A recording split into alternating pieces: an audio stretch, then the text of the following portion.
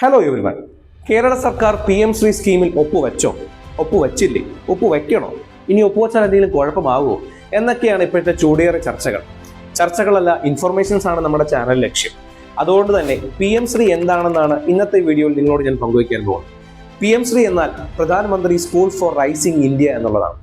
രാജ്യത്തെ കേന്ദ്രീയ വിദ്യാലയങ്ങളും നവോദയ വിദ്യാലയങ്ങളും ഉൾപ്പെടെ 14,500 പരം സ്കൂളുകളുടെ ഉന്നമനത്തിനായി കേന്ദ്ര സർക്കാർ 2022 സെപ്റ്റംബറിൽ ആരംഭിച്ച പദ്ധതിയാണ് PM ശ്രീ സ്കീം എന്ന് പറയുന്നത്. നാഷണൽ എഡ്യൂക്കേഷൻ പോളിസി 2020 നടപ്പിലാക്കുന്നതിന്റെ ഭാഗമായാണ് കേന്ദ്ര സർക്കാർ ഈ PM ശ്രീ സ്കീം അവതരിപ്പിച്ചിരിക്കുന്നത്. ഈ PM ശ്രീ പദ്ധതിയിൽ അംഗങ്ങളാകുന്ന സ്കൂളുകളുടെ സവിശേഷതകൾ എന്തൊക്കെയാണ്, അല്ലെങ്കിൽ അവർക്ക് എന്തൊക്കെ പ്രത്യേകതകളാണ് ലഭിക്കാൻ പോവുക?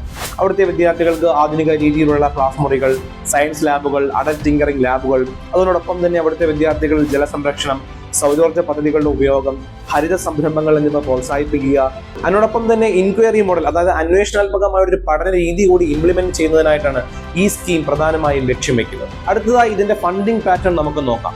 നിയമസഭകളുള്ള പൊതു സംസ്ഥാനങ്ങൾക്കോ കേന്ദ്രഭരണ പ്രദേശങ്ങൾക്കോ 60:40 എന്ന അനുപാതത്തിലാണ് ഫണ്ടിംഗ് നടക്കുക. അതായത് 60% കേന്ദ്ര സർക്കാരും 40% അതാത് പൊതു സംസ്ഥാനങ്ങളോ അല്ലെങ്കിൽ കേന്ദ്രഭരണ പ്രദേശങ്ങളോ ഫണ്ട് കണ്ടെത്തണം. വടക്ക് കിഴക്കൻ സംസ്ഥാനങ്ങൾക്കും ഹിമാലയൻ സംസ്ഥാനങ്ങൾക്കും ജമ്മു കാശ്മീരിനും 90:10 എന്നുള്ള അനുപാതത്തിലാണ് ഫണ്ടിംഗ് നടക്കുക. നിയമസഭകളില്ലാത്ത കേന്ദ്രഭരണ പ്രദേശങ്ങൾക്ക് 100% ഫണ്ട് കേന്ദ്ര സർക്കാർ നൽകുന്നതായിരിക്കും. ഇനി എങ്ങനെയാണ് ഈ സ്കീമിലേക്ക് സ്കൂളുകളെ തിരഞ്ഞെടുക്കുക?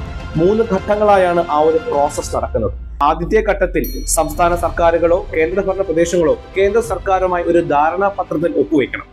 രണ്ടാമത്തെ ഘട്ടത്തിൽ UDICE പ്ലസ് ഡേറ്റ ഉപയോഗിച്ച് യോഗ്യമായ സ്കൂളുകൾ തിരഞ്ഞെടുക്കും. മൂന്നാമത്തെ ഘട്ടത്തിൽ ഒരു ചലഞ്ച് ബേസ്ഡ് സെലക്ഷനാണ് നടക്കുന്നത്. അവിടെ ഈ സ്കൂളുകൾ ചില മാനദണ്ഡങ്ങൾ പൂർത്തീകരിക്കേണ്ടതായിട്ടുണ്ട്. ആ മാനദണ്ഡങ്ങൾ വിലയിരുത്തപ്പെടുകയും അങ്ങനെ ഈ PM ശ്രീ സ്കീമിലേക്ക് ഈ സ്കൂളുകൾ അംഗമാവുകയും ചെയ്യും. അപ്പോൾ അങ്ങനെ ഈ സ്കീമിൽ പങ്കാളികളാകുന്ന സ്കൂളുകളുടെ പേരിന് മുൻപിൽ PM ശ്രീ എന്നുകൂടി ചേർക്കണം എന്നൊരു മാനദണ്ഡം കൂടിയുണ്ട്. പഞ്ചാബും വെസ്റ്റ് ബംഗാളും ഈ പദ്ധതിയിൽ ചേരാൻ വിസമ്മതിച്ചെന്ന അതേസമയം തന്നെ കേരളവും തമിഴ്നാടും സംസ്ഥാനങ്ങൾ ഈ പദ്ധതിയിലെ ധാരണാപത്രത്തിൽ ഒപ്പുവെച്ച് കഴിഞ്ഞിരിക്കുകയാണ്. അപ്പോൾ ഇതാണ് PM ശ്രീ പദ്ധതിയെ പറ്റിയുള്ള ഒരു ചെറിയ ഇൻഫർമേഷൻ. നിങ്ങൾക്ക് യൂസ്ഫുൾ ആയെന്ന് വിശ്വസിക്കുന്നു. ഇതുപോലുള്ള കുറെ എഡ്യൂക്കേഷൻ പരമായ ഇൻഫർമേഷൻസിന് ഈ ചാനൽ ഫോളോ ചെയ്യണം, മറ്റുള്ളവരിലേക്ക് ഈ ചാനൽ എത്തിക്കുകയും വേണം. Thank you so much.